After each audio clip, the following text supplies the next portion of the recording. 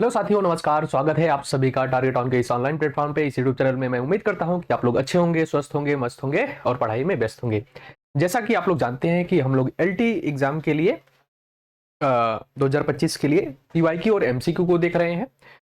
जो हमारा एग्जाम है 18 जनवरी को, उसके लिए हम लोग देख रहे हैं प्रैक्टिस सेट। और इस संबंध में ये आज का नवा लेक्चर है। इससे पहले हम लोगों ने 8 लेक्चर को कंप्लीट कर लिया और बहुत अच्छे तरीके से कंप्लीट किया है। अगर आप लोगों ने उस वीडियो को नहीं देखा है, पिछली क्लासेस को, आप जाके वहां पे देख लीजिएगा। और जो 2018 का एलटी का पेपर हुआ था, उसको भी हमने करवाया है, आप लोग उसको भी जाके यहाँ पे देख सकते हैं। ओके, चलिए आज के क्लास को स्टार्ट करते हैं। समय ना लेते हुए आज के क्वेश्चंस को स्टार्ट करेंगे। और आज का क्वेश्चन जो है आप लोगों के सामने सबसे पहले नंबर का क्वेश्चन है, उसकी तरफ बढ़ते हैं।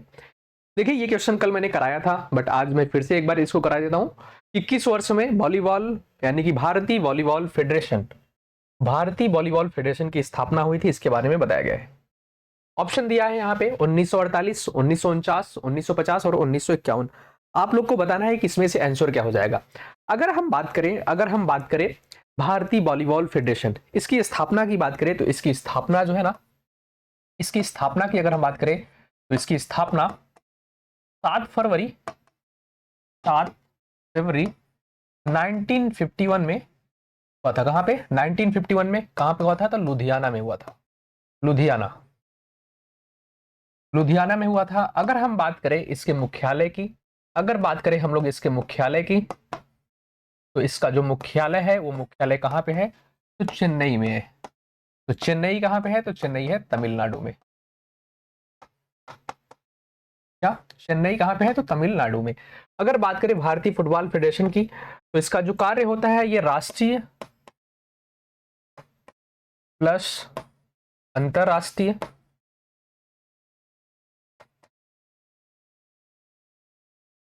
खेल प्रतियोगिताएं कराता है। मतलब कि वॉलीबॉल खेल प्रतियोगिता के लिए प्रतियोगिता कराता है ना, इसको ध्यान रखिएगा। और इसमें पूछा है आपकी स्थापना कब हुई थी, तो ध्यान रखिएगा इसकी स्थापना 1951 में हुई थी। कब? 1951 में वॉलीबॉल की हुई थी, याद रखिएगा। अगर यहाँ पे आपका फुटबॉल पूछ लेता तो 1937 की बात होती। अगर फुटबॉल पूछ लेता तो 1937 की बात होती, बट यहाँ पे वॉलीबॉल के बारे में पूछा है तो ध्यान रखिएगा इसकी स्थापना 7 फरवरी 1951 में लुधियाना में हुआ था। और यही ऑप्शन यहाँ पे दिया है 1951। अगर कभी आपसे इसका मुख्यालय पूछे तो मुख्यालय इसका कहाँ पे है? तो चेन्नई में इसका मुख्यालय है। बढ़ते हैं अगले क्वेश्चन की तरफ, यानी कि क्वेश्चन नंबर 2। क्वेश्चन नंबर 2 की तरफ बढ़े तो यहाँ पे पूछा गया कि रोम ओलंपिक, क्या रोम ओलंपिक में भारतीय फुटबॉल टीम का कप्तान कौन था? रोम ओलंपिक की बात की जा रही है। अब रोम ओलंपिक की बात करें तो रोम कहां पे है? रोम किधर है बताइएगा। रोम ओलंपिक की बात करें तो भारतीय फुटबॉल टीम का उस समय कप्तान कौन था? अगर अब हम बात करें जो भारतीय फुटबॉल टीम है ओलंपिक में, इसके कार्यक्रम की बात करें तो पहली बार जो है कि फुटबॉल इसमें ओलंपिक में फुटबॉल जो है ना, ओलंपिक में फुटबॉल को, ओलंपिक में फुटबॉल इसको 1900 में पेरिस ओलंपिक में शामिल किया गया था। कब? पेरिस ओलंपिक में इसको शामिल किया गया था। पहला पॉइंट इसको ध्यान रखिएगा।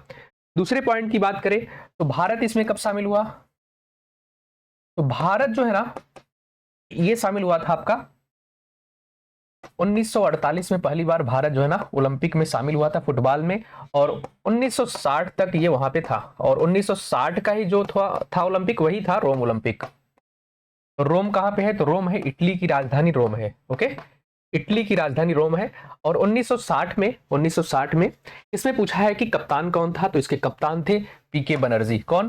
पीके बनर्जी थे। उसके बाद भारत कभी ना ओलंपिक के लिए क्वालिफाई कर ही नहीं पाया है। ओलंपिक में भारत फुटबॉल में कभी क्वालिफाई कर नहीं पाया है, इसको ध्यान रखिएगा। और पहली बार इन्होंने 1948 में भाग लिया था। ये कहां पे हुआ था? तो लंदन ओलंपिक था। लंदन में हुआ था, इसको भी ध्यान रखिएगा। दूसरी बात अगर बताते चले तो इसमें ना जो 11, आपको पता होगा कि 11 खिलाड़ी फुटबॉल में फुटबॉल में खेलते हैं। और 11 में से जो 8 खिलाड़ी थे ना, ये नंगे पांव खेले थे। क्या? नंगे पांव इन्होंने मैच खेला था। 8 खिलाड़ी और 3 खिलाड़ी जूतों के साथ खेले थे, यानी जूते पहन के खेले थे। और इसमें पूछा गया है कि कप्तान कौन था, तो याद रखिएगा पीके बनर्जी, इसको ध्यान रखिएगा।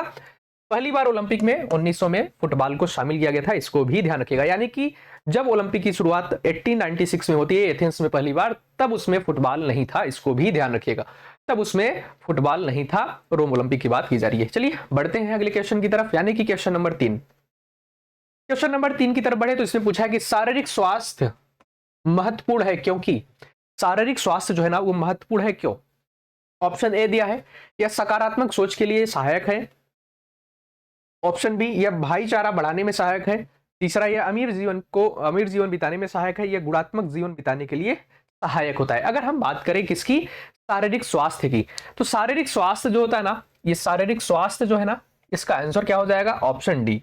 ये जो होता है ना गुणात्मक जीवन, क्या गुणात्मक जीवन बिताने के लिए सहायक होता है। यानी कि जो शारीरिक स्वास्थ्य होता है उससे आपको पूरा सर्वांगीण विकास होता है, एक तरह से आपका चौतरफा विकास होता है। वही चीज यहां बता रहा है कि गुणात्मक जीवन बिताने के लिए सहायक होता है।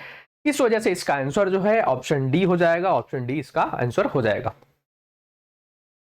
बढ़ते हैं अगले क्वेश्चन की तरफ, यानी कि क्वेश्चन नंबर 4। पेले एक प्रसिद्ध खिलाड़ी हैं। आपको बताना है कि पेले एक प्रसिद्ध खिलाड़ी हैं, किस देश से संबंधित है?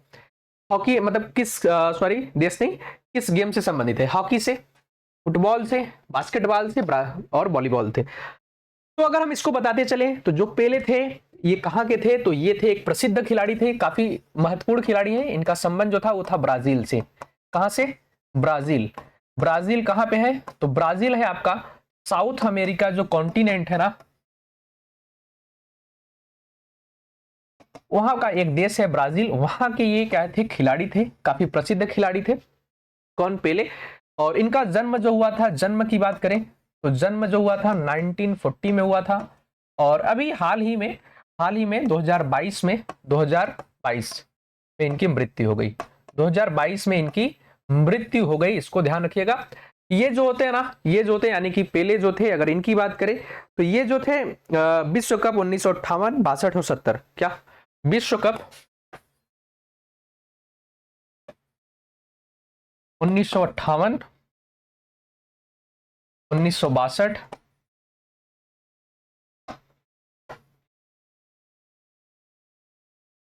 1962 और 1970 ये विजेता खिलाड़ी थे। यानी कि इसमें ये शामिल थे 1958 में, 1962 में, 1970, 3 विश्व कप में ये शामिल थे ब्राजील की तरफ से। ये ब्राजील के थे, इनको ध्यान रखिएगा, ब्राजील के थे। अगर बात करें इनके नाम को तो इनका नाम जो था वो था एडरसन, क्या? Anderson Arantes. अगर इनका मूल नाम की बात करें, नाम एडरसन, क्या बताया जा रहा है? एडरसन हो गया अरांतेस डो नासिमेंटो। क्या? एडरसन अरांतेस,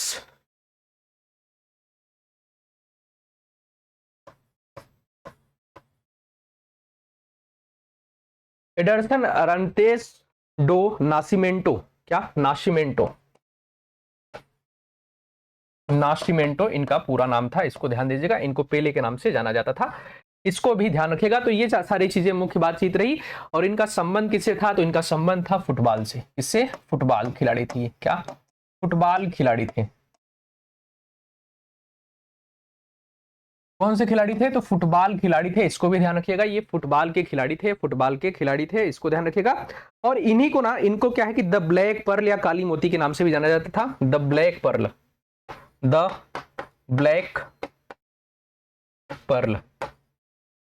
काली मोती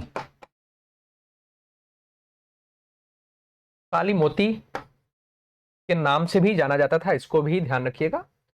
ये सारी चीजें रही इनके बारे में, पेले के बारे में। उम्मीद करता हूं कि आपको इनके बारे में थोड़ी बहुत जानकारी, जो सामान्य चीजें हैं वो समझ में आ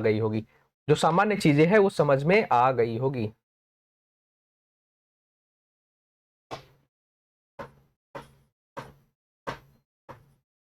ओके, ये रहे पेले और इनका संबंध जिससे, वो फुटबॉल से। किससे है? फुटबॉल जो ना, फुटबॉल से इनका संबंध है। 4 नंबर क्वेश्चन का आंसर क्या हो जाएगा? फुटबॉल से इनका संबंध किससे? पेले। ये कहां के थे? तो ब्राजील के थे, इसको ध्यान रखिएगा, ब्राजील के थे, ब्राजील। अब बात करते हैं अगले क्वेश्चन की। तो 1 ग्राम प्रोटीन में कितनी कैलोरी ऊर्जा होती है? 1 ग्राम प्रोटीन में कितनी कैलोरी ऊर्जा होती है? 9.1 कैलोरी, 5.0 कैलोरी और 4.0 कैलोरी और 6.0 0 कैलोरी। आपको बताना है इसमें कितनी कैलोरी ऊर्जा होती है। देखिए, भोजन से जो प्राप्त होती है ऊर्जा ना, भोजन से प्राप्त जो ऊर्जा होता है उसका मापन जो होता है कैलोरी में होता है। भोजन से जो प्राप्त ऊर्जा होती है उसका मापन किस में होता है, तो उसका मापन जो होता है वो कैलोरी में होता है। अगर अब हम बात करें 1 ग्राम, किसकी बात की जा रही है, प्रोटीन की बात की जा रही है, तो 1 ग्राम प्रोटीन में ना, 1 ग्राम प्रोटीन में 4.1, 1 ग्राम प्रोटीन में कैलोरी ऊर्जा की बात करें तो कितना हो जाएगा, 4.1, 4.1 किलो कैलोरी ऊर्जा प्राप्त होती है। इसको ध्यान दीजिएगा। और अगर आपसे पूछे कि कभी मान लीजिए पूछ ले कि 1 ग्राम कार्बोहाइड्रेट में, 1 ग्राम कार्बोहाइड्रेट में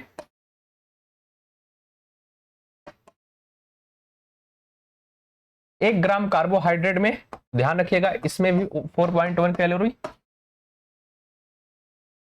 और अगर आपसे पूछ ले कभी 1 ग्राम वसा में, फैट में, तो याद रखिएगा 9.1 कैलोरी जो होगा ऊर्जा इससे प्राप्त होगी। ओके, 9.1 कैलोरी ऊर्जा इससे प्राप्त होगी, इसको ध्यान रखिएगा। 9.1 कैलोरी ऊर्जा इससे प्राप्त होगी, इसको ध्यान रखिएगा। तो इसका आंसर जो हो जाए 4 दिया है तो 4.0 कैलोरी दिया, इस वजह से यही इसका आंसर हो जाएगा। ओके, ऑप्शन सी इसका आंसर हो जाएगा। ऑप्शन सी इसका ऊर्जा आंसर हो जाएगा 4.1 कैलोरी, 4 कैलोरी। ओके, किससे बात की जा रही है, तो प्रोटीन से पूछा है, तो प्रोटीन के बारे में बता दिया आपको।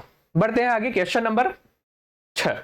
देखिए, इस क्वेश्चन की अगर हम बात करें, अगर हम लोग फिजिकल एजुकेशन के नजरिए से देखेंगे तो इसका जो आंसर होता है ना वो अलग अलग हो जाएगा, बट अगर इतिहास के नजरिए से देखेंगे तो इसका आंसर अलग हो जाएगा। इसमें पूछा है वैदिक काल का युग। अगर हम बात करें वैदिक काल के युग की, तो देखिए हमने फिजिकल एजुकेशन में 2 पार्ट में बांटा है इसको। एक दो मतलब वर्गीकरण, 2 वर्गीकरण को देखा था। एक वर्गीकरण में दिया है वैदिक काल का समय जो है वो 2500 बीसी से लेकर 600 बीसी तक। ओके, ये दिया है एक वर्गीकरण में। और दूसरे वर्गीकरण में दिया है वैदिक काल का समय 2000 से लेकर 2000 बीसी से लेकर 1000 बीसी तक। ओके, 1000 बीसी तक, ये 2 वर्गीकरण दिया है इसमें, ये 2 वर्गीकरण दिया है। अगर इसके हिसाब से देखेंगे तो ऑप्शन ए आंसर इसका होना चाहिए इसके हिसाब से। बट अगर हम लोग इतिहास के नजरिए से देखेंगे, हिस्ट्री के नजरिए से देखेंगे, तो वैदिक काल के समय सीमा को ना, वैदिक काल के समय सीमा को, वैदिक काल के समय सीमा की बात करें तो इसको ना, इसका जो समय काल है वो है आपका 1500 से लेकर 1500 बीसी से लेकर 600 बीसी तक।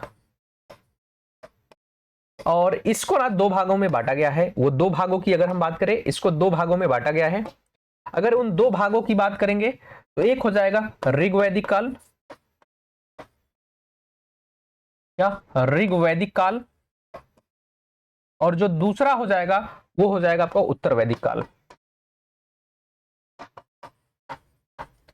वो हो जाएगा आपका उत्तर वैदिक काल। अगर ऋग्वैदिक काल की बात करेंगे तो ये जो हो जाएगा 1500 से लेकर 1000 बीसी तक, और बीसी है ये, याद रखिएगा। और ऋग्वैदिक काल की बात करें तो ये हो जाएगा उत्तर वैदिक काल की, तो 1000 बीसी से लेकर 600 बीसी तक। तो देखिए ये आपका पार्ट है। अब इस तरीके से ये पूछा है तो इसको भी ध्यान रखिएगा। अगर इतिहास के नजरिए से देखेंगे तो 1500 बीसी से लेकर 600 बीसी।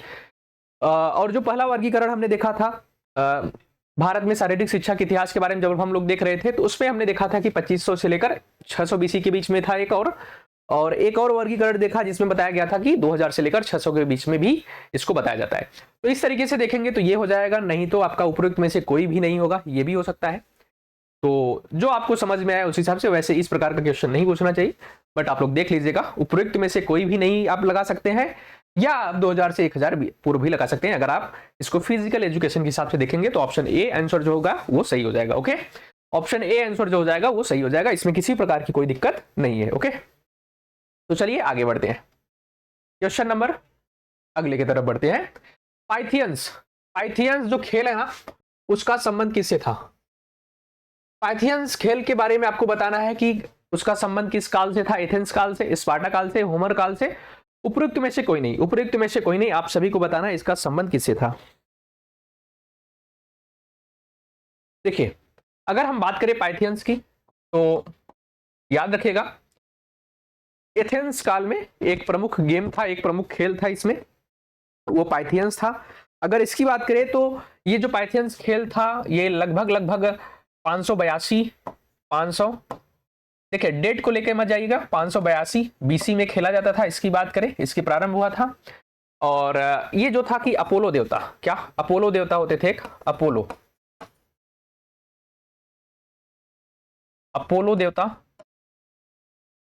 अपोलो देवता यानी कि सूर्य देवता, यानी कि सूर्य देवता की बात की जा रही है। अपोलो देवता यानी कि सूर्य देवता।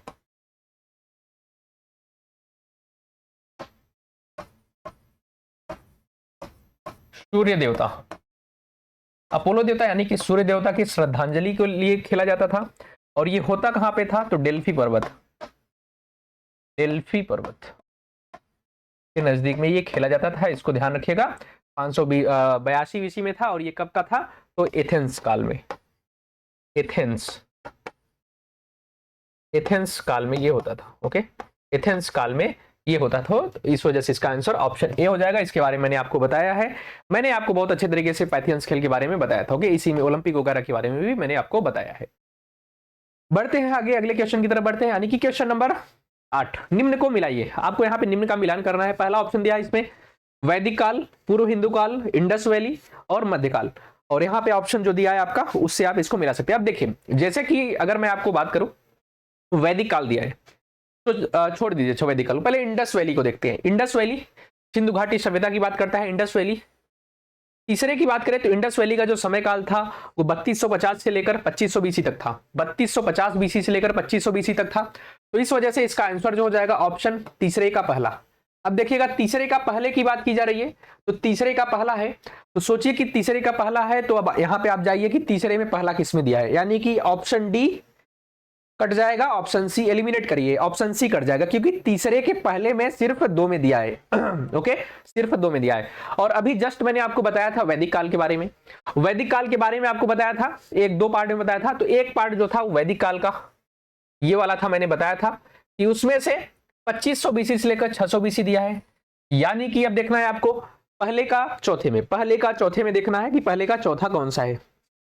अब देखिए, पहले के चौथे में ना तो ऑप्शन सी और डी तो पहले से कट गया है, ऑप्शन ए और बी बचा है। और ऑप्शन बी की बात करें तो इसमें पहले का चौथा दिया नहीं है, पहले का इसमें आपका बी दिया है 600 बीसी 300 बीसी, ये तो गलत हो जाएगा।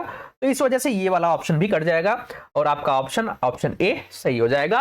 अब आपको पूर्व हिंदू काल के बारे में पता है कि नहीं पता है वो बात की बात है, मध्यकाल पता है कि नहीं पता है वह बात की बात है, बट इसका आंसर हो जाएगा। अगर आपको मध्यकाल के बारे में भी पता है तो आप बता सकते हैं, यानी कि जो मुस्लिम काल के बारे में मैं बताता हूं, मध्यकाल 1000 से लेकर 1757 बीसी एडी तक, ये भी पता होगा। और पूर्व हिंदू काल की बात करें तो 600 से लेकर 320 एडी तक, ये सारी चीजें रही। यानी कि पहले का आपका डी हो जाएगा, पहले का डी, दूसरे का बी, तीसरे का ए, चौथे का सी। ऑप्शन ए इसका सही आंसर हो जाएगा। आप एलिमिनेट करके क्वेश्चन को क्या है कि इसके आंसर तक पहुंच सकते हैं और आसानी के साथ पहुंच सकते हैं, किसी भी प्रकार की कोई दिक्कत नहीं आएगी आपको। ओके, चलिए बढ़ते हैं अगले क्वेश्चन, यानी क्वेश्चन नंबर 9 की तरफ। प्रथम 4 एशियन खेलों के आयोजन के देशों के कोड का उपयोग करते हुए सही क्रम में मिलाए। आपको मिलाना है कि सबसे पहले कहां पे हुआ था। एशियन गेम की बात करें तो एशियन गेम की शुरुआत जो होती है 1951 में होती है। कब? 1951 में एशियन गेम की शुरुआत होती है, 1951 में। और ये पहला जो एशियन गेम होता है वो कहां पे होता है, तो भारत में होता है। भारत कहां पे है, तो नई दिल्ली में है। कहां पे? भारत नई दिल्ली में होता है, इसको ध्यान दीजिएगा।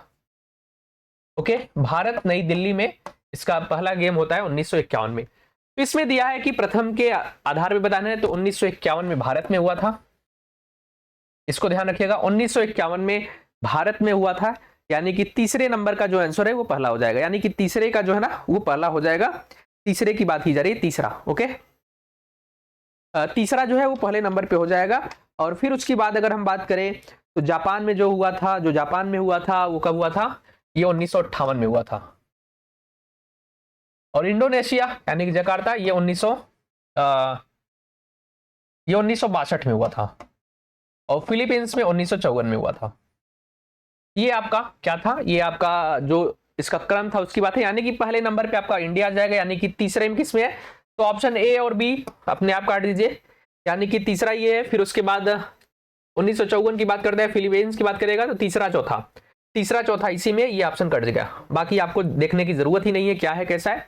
अब मैं आपको कुछ बता देता हूं, कि कहां पे, जैसे कि 2018 की बात करें, फिर 2022 की बात करें, फिर 2026 की बात करें, फिर 2030 की बात करें, तो ध्यान रखिएगा आपका जो 2018 हुआ था ये कहां पे हुआ था, ये हुआ था आपका जकार्ता में, इंडोनेशिया में। कहां पे हुआ था, जकार्ता इंडोनेशिया में हुआ था, इसको ध्यान दीजिएगा। और अगर हम बात करें 2022 वाला जो लास्ट वाला हुआ है, अभी तो 2026 में होना है, तो हांगझोउ में हुआ था। कहां पे, हांगझोउ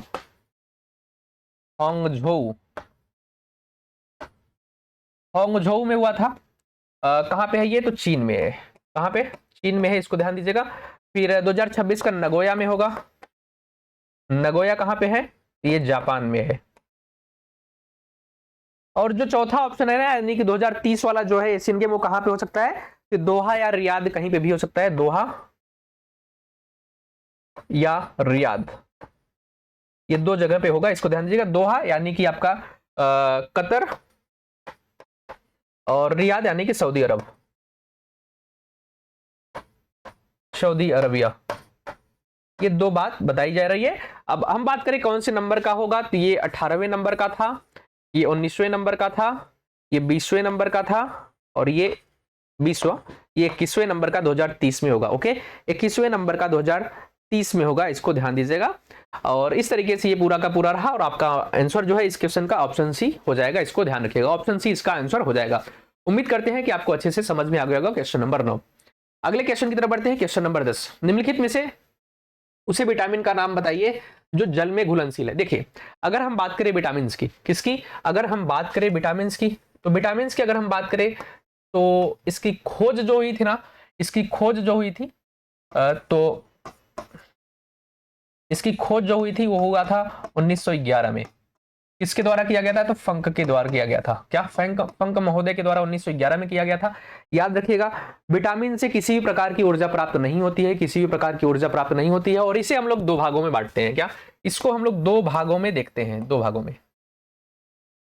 और वो कौन कौन से हैं, तो बात करें तो एक है आपका वसा में घुलनशील विटामिन, वसा में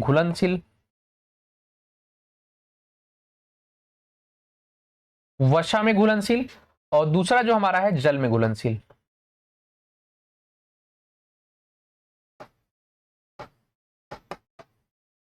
वसा में घुलनशील विटामिन और जल में घुलनशील विटामिन, इसकी बात की गई है। ओके, इसकी बात की गई है। तो अगर हम बात करें जो हमारा जल में घुलनशील विटामिन है, तो वो है आपका विटामिन बी और विटामिन सी। विटामिन बी और विटामिन सी ये जल में घुलनशील है। और बात करें वसा में घुलनशील विटामिन, तो विटामिन आपका जो है ए हो जाएगा, विटामिन डी, विटामिन ई और विटामिन के, ये सारे, ये चारों जो विटामिन है ना, ये वसा में घुलनशील है। ओके, ये वसा में घुलनशील विटामिन है, ये चारों विटामिन जो है ये वसा में घुलनशील है, इसको ध्यान दीजिएगा।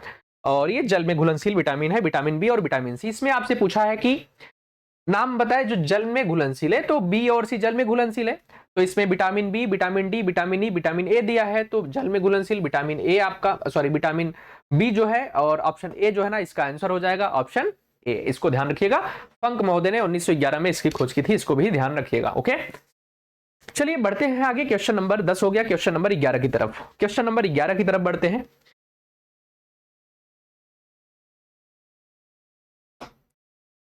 देखिए, इसमें पूछा है कि भारतीय संविधान का कौन सा भाग संविधान की आत्मा कहलाता है। मैं एक क्वेश्चन आपको करवाता हूं डेली, पॉलिटी का एक दो क्वेश्चन, तो उसके बारे में है।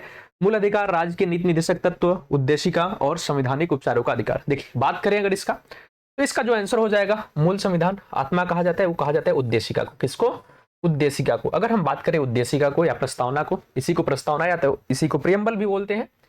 अगर इसकी बात करें तो सबसे पहले इसको 13 दिसंबर 1946 को जवाहरलाल नेहरू द्वारा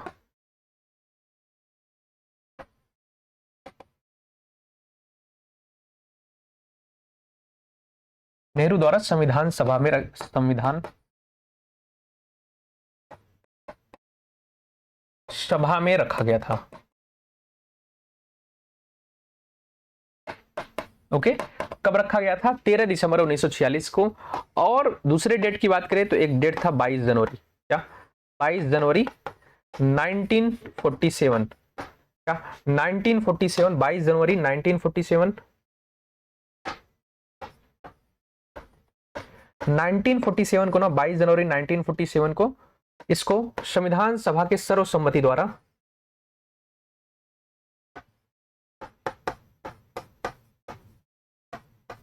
सभा के सर्वसम्मति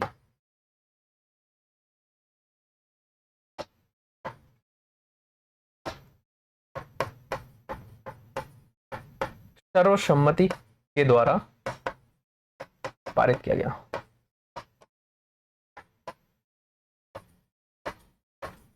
किया गया था, याद रखेगा, ये दो डेट याद रखेगा और ये नाम याद रखेगा, जवाहरलाल नेहरू द्वारा इसको लाया गया था। और इसको ध्यान रखिए। अगर हम बात करें इसकी तो ध्यान रखिएगा, इसमें जो है ना, जो उद्देशिका है हमारा, इसमें एक बार संशोधन हुआ है जिसमें समाजवाद, पंथ निरपेक्ष और अखंडता शब्द को जोड़ा गया था। क्या? समाजवाद, पंथ निरपेक्ष और अखंडता, ये तीन शब्दों को जोड़ा गया था। कब जोड़ा गया था? तो याद रखिएगा, जो हमारे संविधान का 42वां कॉन्स्टिट्यूशन अमेंडमेंट एक्ट था 1976 में। कब? 1976 में इसको जोड़ा गया था। इसको ध्यान रखिएगा। अगर एक पॉइंट को और हम बता दें यहाँ पे, तो N.A. पालकी वाला ने, क्या? N.A. पालकी वाला ने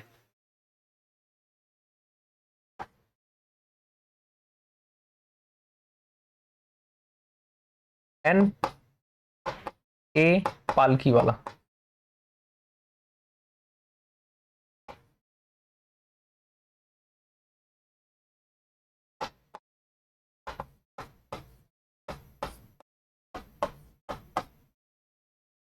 किसने, किसकी बात कर रहे हैं? तो N.A. पालकी वाला ने, किसने? N.A. पालकी वाला ने इसको क्या कहा है? संविधान का परिचय पत्र भी कहा है। इसका क्या? परिचय पत्र भी कहा है।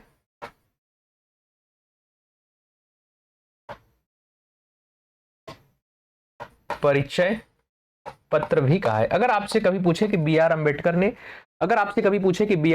ने संविधान में किसको संविधान की आत्मा बोला है, तो आर्टिकल 32 को बी आर अम्बेडकर ने संविधान की आत्मा कहा है। किसने?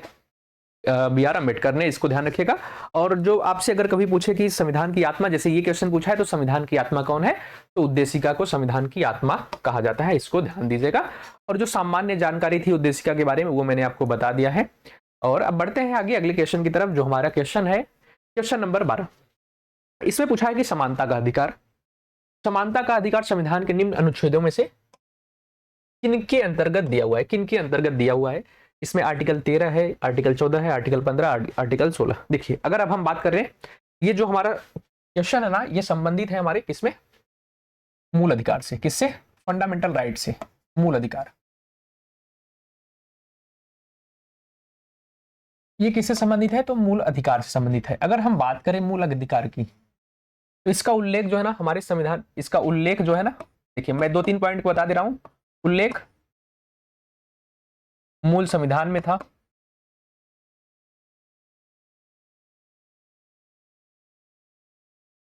पहला। दूसरा, संविधान के भाग 3 में इसका उल्लेख किया गया है।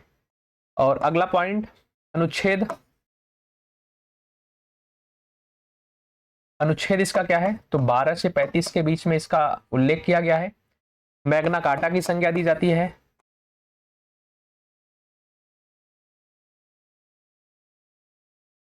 की संज्ञा दिया जाता है इसको ध्यान दीजिएगा।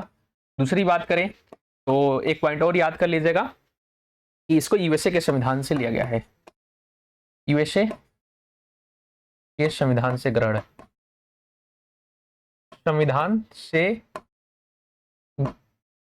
किया गया है। ओके, इसको यूएसए के संविधान से ग्रहण किया गया है, इसको भी ध्यान रखिएगा। अगर हम बात करें अगले पॉइंट की, अगर बात करें तो प्रारंभ में में 7 अधिकार प्रदान थे, अधिकार थे, लेकिन 44वां CAA 1978 द्वारा संपत्ति के अधिकार को हटा दिया गया। अधिकार को मूल अधिकार से हटाकर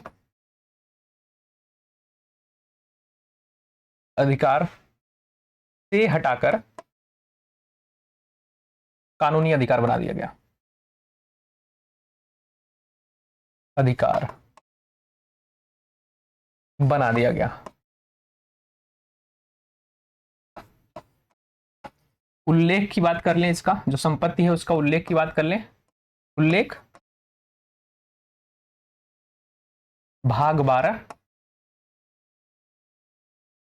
आर्टिकल 300A में इसका उल्लेख किया गया है, इसको ध्यान रखिएगा। और अब इसमें ना 6 अधिकार प्राप्त हैं। किसने? वर्तमान में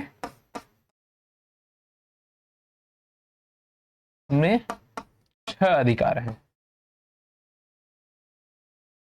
अगर अब हम बात करें वो 6 अधिकार कौन कौन से हैं, तो इसको ध्यान रखिएगा। जो इसमें 6 अधिकार की बात की गई है उसकी अगर हम बात करें तो पहला जो है वो है समानता का अधिकार। जो दूसरा है वो है स्वतंत्रता। जो तीसरा है हमारा शोषण के विरुद्ध अधिकार। जो चौथा है हमारा धर्म की स्वतंत्रता का अधिकार। क्या? जो चौथा है हमारा धर्म की स्वतंत्रता का अधिकार है। और जो पांचवा है, क्या किसकी बात कर रहे हैं हम लोग? जो पांचवा है, अगर हम पांचवें की बात करें तो उसका संबंध किससे है? एक मिनट रुकेगा।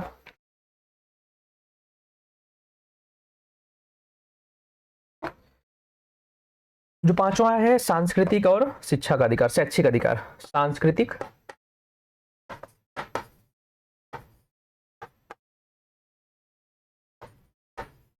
और शैक्षिक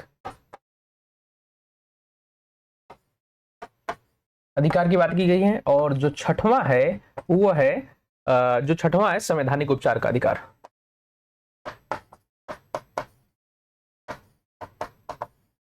संवैधानिक उपचार का अधिकार इसकी बात की गई है। ये हमारे संविधान में वर्तमान में ये प्राप्त है। अगर हम इसकी बात करें तो जो समानता का अधिकार है ये जो है हमारा आर्टिकल 14 से 18 के बीच में है। जो स्वतंत्रता का है ये 19 से 22 के बीच में है। और जो शोषण है ये 23-24 है। और जो धर्म है ये 25 से 28 है। और जो सांस्कृतिक और शैक्षिक अधिकार है ये है आपका 29 और 30।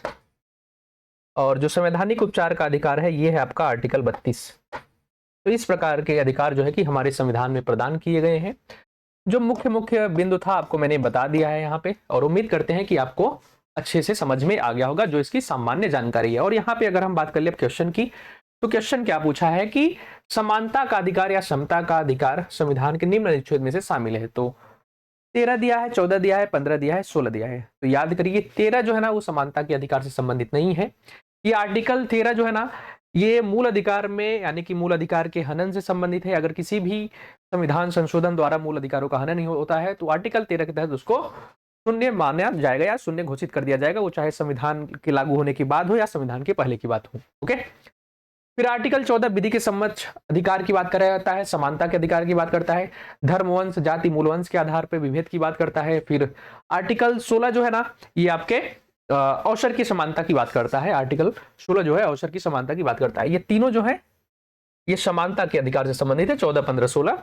इस वजह से इसका आंसर ऑप्शन सी 2, 3, 4 हो जाएगा। ओके, इस तरीके से हम लोग का जो ये वाला ऑप्शन आज का टॉपिक था जो इस कक्षा में यानी कि 9वां क्लास था इसका, वो कंप्लीट होता हुआ। और मुझे उम्मीद है कि आपको अच्छे से चीजें समझ में आ गई होंगी। ओके, अच्छे से चीजें समझ में आ गई होंगी, व्याख्यायित रूप से मैंने आपको समझा दिया है। और आप लोग अपने कमेंट को यहाँ पे जरूर बताइएगा कि क्या है, कैसा लगा आपको वीडियो। और चलिए क्लास को हम लोग करेंगे यहीं पे एंड। ओके, क्लास को हम लोग करेंगे यहीं पे एंड और मिलेंगे आप लोगों से अगली कक्षा में। क्लास को हम लोग करेंगे एंड, मिलेंगे अगली कक्षा में। चलिए, सभी लोगों का बहुत बहुत धन्यवाद, सभी लोगों का बहुत बहुत धन्यवाद। जय हिंद।